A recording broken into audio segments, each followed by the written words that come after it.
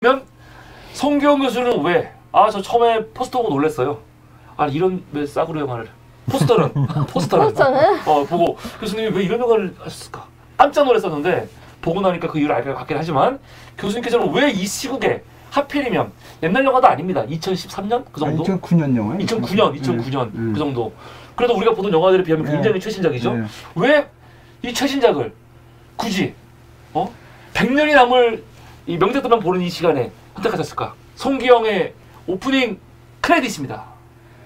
네, 이제 제가 뭐 이 영화를 선택한 것은 이 영화는 뭐 우리가 이제 여러 영화를 봤지만 그때마다 제가 드린 말씀이 꼭 좀 보시라고 여러 번 말씀드렸는데 첫 번째 이 영화를 보자는 것은 현재 뭐 우리나라 이제 대통령 선거도 있지만 대통령 선거나 뭐 또 곧 지방 선거나 이런 것은 5년이나 이런 것도 곧 바뀌는데 지금 사실 좀 우리가 시야를 넓혀보면 지금 세계에서 제일 큰 문제는 러시아랑 우크라이나 전쟁이죠. 근데 이제 이게 그 굉장히 어려운 문제인 게 정말 잘못하면은 정말 3차 대전으로 번질 수도 있거든요. 그러니까 이제 미국 쪽에서 그걸 안 들어가려고 그러고 푸틴이야 뭐 걔는 뭐 얄짤없어요. 쟤는 만약에 혹시라도 빌미가 있으면 그 동유럽을 폭격을 할 거예요. 그러니까요. 핵도 쓸 것 같아요. 그러니까 전쟁 일으킬 것 같아요. 그러니까 이게 절대로 우리가 이제 이거 쉽게 생각하면 안 되는 게 1차 세계대전도 그렇고 2차 세계대전도 그렇고 사람들이 맨 처음엔 설마 다 했어요. 설마 전쟁이 퍼질까. 또 우리나라 6.25 전쟁도 마찬가지입니다. 6.25 전쟁도 관련 정보들이 있었는데 다들 에이 설마 이렇게 되는데 정말 지금 굉장히 그 위중한 시기고 위험한 상황이죠. 다행히 이제 2차 세계대전이 끝난 다음에 지금 한 이제 70년, 80년이 돼 가는데 그 사이에 큰 전쟁은 없었지만 계속 국지전이 있었죠. 계속 있어요. 특히 뭐 시리아 내전이나 이런 거 아주 참혹하게 짝이 없고 그랬는데 지금 이 우크라이나 이 전쟁이 절대로 쉽게 생각해서는 안 됩니다. 절대로. 이게 언제 어떻게 될지 몰라요. 근데 푸틴은 뭐 정말 21세기 전범이죠. 전범 정도가 아니라 그러니까 이제 그 미국이 저 일본을 항복시켰을 때 그때 그 미국의 전략이 일본을 자기네 편으로 끌어들여서 그 태평양 그쪽에 만들어서 장차 소련에 대항하자. 그 이제 소련에 대항하자 이런 생각이 많아서 일본을 끌면서 전범들을 제대로 추적을 안 했어요. 일본이. 그러니까 저 미국이 많은 전범들을 일종의 사면을 했다고. 일본의 전범들을. 그러니까 유럽 쪽에서는 뉘른베르크 재판에서 많이 처벌했는데 또 많이 도망갔죠. 많이 도망고 끝까지 쳤는데 이스라엘만 추적하고 그랬는데 근데 하여튼 이게 사실 굉장히 좀 어려운 문제입니다. 그러니까 일본도 왜 그게 지금 그 극우가 이렇게 살아남았냐면 그때 메가더 쪽에서 일본을 끌어들이기 위해서 전범을 다 잡아내면은 여론이 돌았을 거 아니에요. 그러니까 그거를 일본을 이렇게 끌어안고 가려고 일본이 워낙 군사력이 있고 제기할 수 있게 끌어안고 가려고 그런 면에서 일본하고 독일하고 그런 차이가 많이 나죠. 독일은 대대적인 전범 재판을 해서 도망간 사람도 많지만 했는데 일본은 그런 차이가 있어서 사실 지금 어떻게 보면 이게 정말 아차하면은 세계대전이 번질지도 모릅니다. 물론 이제 설마 그러겠냐고 그러게 끝나는데 근데 이제 이 전쟁이 일어나면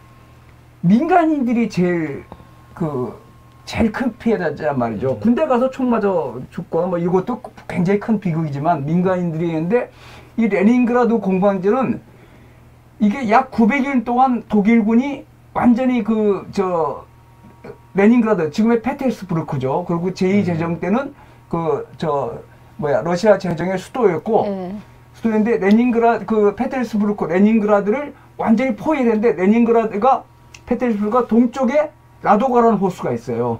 그 북쪽은 바로 바다입니다. 그 북해인데 거기 건너편에 핀란드는 원래부터 소련 편을 들었어요. 2차 세계대전 때. 근데 핀란드군이 여기 적극적으로 참전 안 했지만 그 북쪽을 딱 막고 있었다고. 그 동쪽은 라도가라는 호수고 남쪽하고 서쪽에서 독일군이 포위를 했는데 독일군이 맨 처음에는 무력으로 밀어붙이다가 나중에 작전을 바꿨습니다. 실제로. 포위를 했어요. 그래서 굶어 죽으라 이거예요. 그러니까요. 그래서 이게 거의 900일을 계속됐습니다. 정말 끔찍한 사안인데 이건 싫어합니다. 그래서 901을 포위해서 하늘은 완전히 독일군 비행기가 잡고 있으니까 유일한 보급 통로가 라도가 호스를 통한 저거만 되는데 그것도 네. 쉽지 않죠. 왜냐면 독일군이 폭격을 해버리니까 비행기로. 네, 네. 그러니까 이제 어떻게 됐습니까? 시민들은 굶어 죽을 운명이죠. 군인들한테는 그래도 최소한의 식량이 배급되는데 시민들은 굶어 죽어서 시민들이 아사자가 한 60만 명 됐다고 통계가 돼 있어요. 폭격으로 죽은 사람은 40만. 그러니까 거의 900일 동안 했는데 간혹 배급로와 통로가 연결되기도 했지만 물론 전쟁 폭격으로 군인이 훨씬 더 많이 죽었습니다. 그렇지만 역사상 포위전에서 시민이 60만 명하고 40만 명, 100만이 죽었다는 것은 정말 엄청난 일이죠. 근데 히틀러가 전범인데 스탈린도 마찬가지예요. 그것도 스탈린도 여기 이제 그런 거였지만 스탈린도 그런 전쟁을 자기의 선전도구로 썼지. 인도 뭐 그런 거 전혀 없습니다. 직접적으로 가서 그거 절대로 오산하시면 안 돼요. 그러니까 그거는 무서운 겁니다. 전쟁이란 게. 그러니까 지금 우크라이나가 이제 우리가 이 정도 상황에 비기진 않죠. 우크라이나 다행히 이제 서쪽에서 많이 저걸 하지만 포위 공격을 해버리면 거기다 이제 아무데나 미사일을 쏴버리니까 정말 무서운 건데 그래서 그걸 같이 한번 우리가 보면서 우리 국제적인 그런 걸 한번 동참해 보자는 의미에서 했는데 하여튼 이건 싫어합니다. 인류 역사상 지금까지 희생자가 제일 많은 전쟁들 그걸 뽑았는데 이 레닌그라드 공방전이 들어가요. 군인까지 합하면 한 4,500만이 죽었다는 거죠. 양쪽에서. 네. 근데 특히 소련 쪽은 민간인이 100명 이상 죽었는데 60만 명이 대개는 아사를 했어요. 아사를. 여기 실제입니다. 영양실조로. 그러니까 농담이 아니라 애가 나중에 탈출을 그건 물론 허구지만 애가 탈출을 못하는 게 걷지를 못하는 거야. 네. 걷지를 못하니까 제대로 못 먹으니까. 그래서 정말 끔찍한 전쟁이 벌어졌는데 그걸 보면 나중에 이제 소련이 서진을 해서 2차 대전 말기에 독일 쪽으로 쳐들어가면서 소련군이 엄청난 악행을 저질렀거든요. 복수인가요, 거의? 그럼요. 뭐 강간하고 뭐 말도 안 했어요.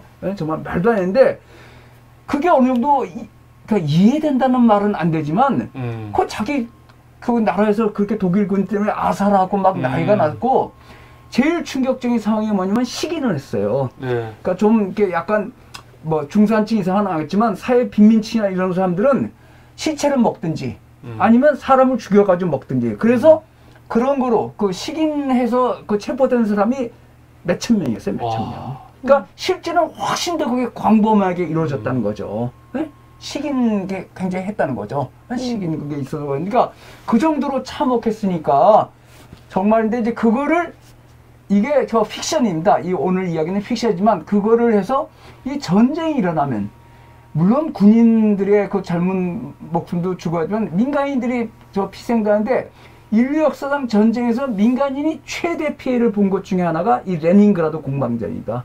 그러니까 참혹하죠. 근데 이제 러시아도 소련도 잘못한 게 소련도 사실 뭐 다른 곳에서 스탈린그다 다른 서부 전선에서 전쟁들이 벌어지고 있으니까 전투력을 직결하진 않은 것도 있지만 소련도 레닌그라드에 대해서 정말 이거를 시민들을 위해서 구해줘야겠다 이런 생각을 별로 안 했어요. 그리고 서로 선전전을 했습니다. 서로. 스탈린은 스탈린대로 위대하고 히틀러는 히틀러대로 위대하고. 그러니까 사실 20세기의 최고의 도살자가 히틀러랑 스탈린이거든요. 그리고 일본의 도조 뭐 이런 전범들. 그러니까 참 역사란 게 그 전쟁이 일어나면 민간인들이 제일 피해를 보는데 지금 이제 우리가 뉴스에서 러시아 군들이 병원을 폭격하든지 어린애들 병원 폭격하는데 이게 정말 끔찍한 일이잖아요. 네. 끔찍한 일이서 그걸 보는데 이 영화는 그런지 정말 이 영화가 실상에 몇천 분의 일도 제대로 표현을 못했겠죠. 뭐 강간, 살인, 뭐 별의별 일이 다 벌어졌고 또 거기서 암시장에서는 별걸 다 팔았다는 거죠. 인육도 팔고 뭐도 팔고 뭐 별 사기가 다 횡행하고 그래서 그 유라가 통조림을 다이아로 판정했는데 그 통조림이 썩은 거라고. 그러니까 배탈을 하고 그런 이제 이야기했는데 참상에 100분의 1, 1000분의 1도 못했지만 이게 전쟁 영화가 아니라 시민들이 얼마나 정말 참혹한 고통을 겪느냐. 그래가지고 식량 배급을 줄이니까 시민들은 뭐냐면 대개 영양실조 죽고 이런 정도인데 거기서 피어난 뭐 인간애라든가 이런 건데 이게 러시아랑 영국이 합작한 영화입니다. 네. 근데 지금 이제 우리가 소련이나 중국은 체제 비판적인 걸 거의 못 하잖아요. 네. 소련이니까 참 문제인데 비교적 이 영화가 2009년에 만들어지기 전에 푸틴의 이런 독재가 완전히 정착되기 전에 만들어져서 그렇구나. 여기 자세히 보면은 소련 당국을 비판하는 영화, 소련의 KGB를 비난하는 그런 것들이 꽤 있어요. 많아요. 네, 많아요. 그러니까 어. 굉장히 그런 거에 다르고 그 소련의 그 어떤 그 실상을 정면으로 공격하지는 않았지만 그 소련 그 스탈린 정부의 어떤 그런 것들을 그 야비함, 그런 전쟁이 벌어져서 외국인 기자가 잡혔는데 그거를 잡아서 자기네 정치 선전에 쌀라고 백군의 딸이니까 이 여자는 스파이다 이런 식으로 몰아가려고 그러는데 하여튼 그런 그 휴먼 드라마가 하는데 그 휴먼 드라마가 뭐 훨씬 더 뭐 픽션이라고 볼 수 있죠. 픽션이지만 비교적 러시아 영화인데도 이게 2009년작이기 때문에 푸틴이 완전히 그 권력을 강화하기 전이거든요. 그래서 비교적 그런 요소가 많은데 정말 보시면 정말 대단한 영화입니다. 그러니까 아까 정 대표가 처음에 얘기했는데 이게 전쟁 영화, 이게 전혀 전쟁 영화가 아니에요. 전쟁 영화니까 휴먼 드라마입니다. 전쟁에서 피어나는 그런 인간애를 드러나는데 이게 뭐 픽션이겠죠. 픽션이지만 사실 실제로 많은 전쟁에서 그런 휴먼 드라마가 가능하거든요. 그래서 우리가 이제 살아갈 수 있는 이유는 그런 걸 보고 그런 거에 일말의 기대를 하는 건데 영화를 잘 만들었습니다. 제가 보기에 지금 만약에 넷플릭스에서 이거를 정말 판권을 사서 돌리면 굉장히 인기를 얻을 거예요. 저도 영화 보고 깜짝 놀랐어요. 그러니까 중국에서도 그 저 국민당 대국민당 전쟁이나 뭐 우리나라 6.25 전쟁에 참전한 얘기를 하는데 그거는 전부 체제 찬양적인데 이거는 그게 아니거든요. 그러니까 제가 보기에 어떠한 전쟁 영화보다도 정말 그 감동을 주는 영화라고 생각해서 이게 또 하나 뭐가 문제냐면 이게 러시아랑 영국에서 만들어진 영화라서 할리우드 영화가 아닙니다. 이게 이제 영화는 말이죠. 이게 철저히 자본의 산물이기 때문에 그러니까 넷플릭스에서 우리가 넷플릭스 처음에 할 때는 이정재 배우도 넷플릭스에서 독점에 대해서 반대했었다고 그리고 막 나왔는데 넷플릭스 덕분에 세계적인 스타가 된 거 아니에요. 그러니까 말을 못한다고. 처음에는 그거 있었어요. 우리나라 영화인들이 모여가지고 넷플릭스의 독점에 반대한다는데 넷플릭스의 위력이 엄청나거든. 사실 오징어 게임이 성공한 것은 우리나라에서만 했으면 뭐 그런가 보다 그랬을 텐데 세계적인 인기를 타니까. 그러니까 지금 시대가 바뀌었거든요. 그러니까 이 영화에서 대급망, 유통망이 굉장히 중요합니다. 근데 이 영화는 할리우드에서 미국에서 잘 개봉이 안 되고 미국인들의 가장 나쁜 점이 뭐냐면 자기네들 나라 영화 아니고 자막을 봐야 되는 영화 이런 건 잘 안 봐요. 그러니까 이 영화 잘 안 알려진 건데 정말 대단한 영화입니다. 그래서 제가 볼 때는 전쟁 영화 중에서 클린트 이스트가 나온 그 일본 이오지마에서 온 편지 뭐 그런 거. 근데 그거보다 훨씬 더 저거 하죠. 그래서 이게 먼저 정 대표가 굉장히 고생해서 이 영화를 구했으니까 정말 우리 그 사물이 가족이나 이걸 아시는 분들은 꼭 한번 보세요. 정말 반드시 감동하실 겁니다. 근데 그런 감동이 뭐냐? 그게 사실 픽션이죠. 이거는 실화가 아니거든요. 물론 이런 비슷한 실화는 많겠지만 실화가 아니지만 우리가 어떻게 보면 살아갈 수 있는 힘 중에 하나가 휴먼 드라마를 보고 감동하고 눈물을 흘리고 그래도 삶이 살아갈 가치가 있구나 이런 걸 보는데 지금 사실 국제적으로 여러분 다 생각하지만 푸틴은 왜 미국에서 강력하게 제재를 못할까? 뭐 여러 가지 경제 제재를 하고 그러지만 결국 피해보는 건 누구냐? 러시아 사람들하고 우크라이나 사람들이라고요. 맞아요. 푸틴을 비롯한 너희들은 잘 먹고 잘 살까? 지금도 아주 비싼 거 먹고 자기들 다 자산 피해놓고 이렇습니다. 그러니까 푸틴은 어떻게 할 수가 없거든. 걔는 마지막으로 뭡니까? 안 되면 시장 핵전쟁 하자 이거예요. 그러니까 러시아는 땅이 근데 러시아라는 원래 러시아 재정도 그렇고 소련에서 어떻게 그 스탈린이 오래 암살도 안 하고 버텼을까? 러시아는 워낙 땅덩어리가 크고 자연이 굉장히 혹독해요. 지금 보시면 지금 겨울이면 영하 30~40도는 보통입니다. 그러니까 그 사람들이 바라는 건 딱 하나예요. 러시아는 자기네 나라 국경을 지켜주고 먹을 거 주는 사람. 그게 최고입니다. 그러니까 러시아가 재정이 그렇게 오래가고 스탈린의 정말 참담하게 짝이 없는 그 폭정이 이렇게 오래간 것은 나라를 지켜준다 이거예요. 지금도 사실 우리는 이제 많이 우크라이나 편을 들지만 러시아 사람들은 그렇지 않아요. 많은 여론이 소수 여론만 전쟁에 반전하지. 러시아 애들은 야 우리가 미국 놈들 우리도 세계 최고인데 왜 우리가 미국한테 져? 어?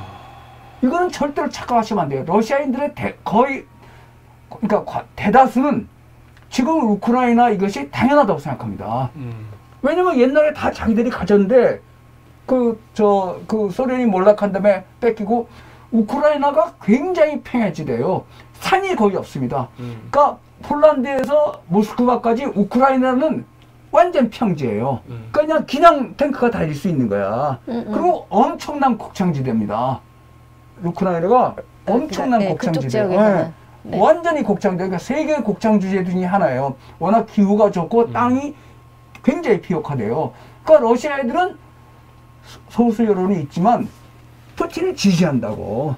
그걸 우리가 오해하면 안 돼요. 뭐 러시아 그러니까 이게 참 역사의 아이러니죠. 그러니까 푸틴 같은 사람이나 옛날에 뭐 마오쩌둥도 그랬지만 히틀러나 이런 사람들의 그 폭정 그걸 참기 참 어려운 문제인데 그래서 우리가 이런 시대에 그걸 한번 동참해 보면서 그 휴먼 드라마를 느끼면서 감동을 하냐. 이거는 정말 그런 면에서 진짜로 감동을 주기 때문에 꼭 한번 이 시국에 이런 걸 한번 보시면서 좀 감동을 받고 이런 것이라고 제가 해서 이 영화를 추천했습니다. 네, 감사합니다. 지금까지 송기영의 오프닝